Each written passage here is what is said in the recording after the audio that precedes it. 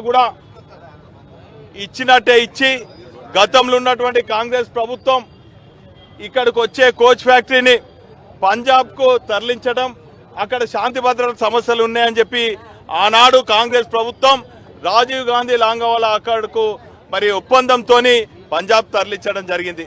ఒకవైపు కాంగ్రెస్ నిర్లక్ష్యం చేస్తుంటే మరోవైపు మేమేం తీసిపోము, ఈ తెలంగాణకు మేము కూడా అన్యాయం చేస్తామని చెప్పి గత 10 ఏళ్ల నుంచి తెలంగాణ రాష్ట్రం ఏర్పడిన తర్వాత విభజన చట్టంలో ఉన్నటువంటి ఏ ఒక్క హామీ నెరవేర్చకుండా బీజేపీ నిర్లక్ష్యం వహిస్తున్నది.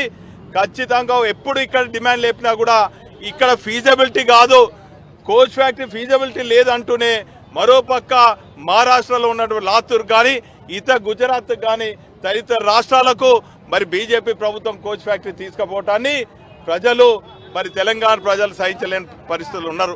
అందుకే ఇది ఈ బడ్జెట్ సమావేశంలో తొలి ప్రయత్నంగా ఈ ఉద్యమం ప్రారంభమైంది. ఇది అంతం కాదు, ఆరంభం. ఖచ్చితంగా కోచ్ ఫ్యాక్టరీ సాధించే వరకు విభజన చట్టాల్లో ఉన్నటువంటి హామీలు అన్నీ నెరవేర్చే వరకు కూడా మేము ప్రజల పక్షాన వీధి పోరాటాలు చేసి పోరాటం చేస్తామని కూడా ఈ సందర్భంగా తెలియజేసుకుంటాం.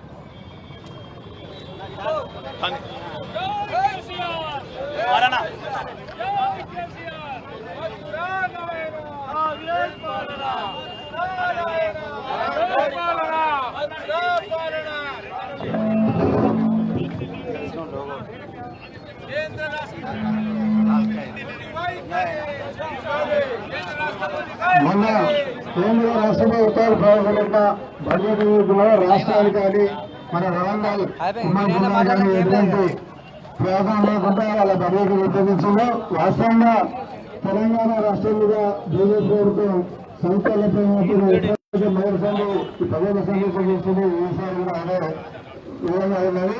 రాష్ట్ర ప్రభుత్వం కూడా ఏదో ఈ కేంద్ర ప్రభుత్వం మనకు ఏదో సభ్యులపైన ఆలోచన నుండి బరోబర్ జరిగింది.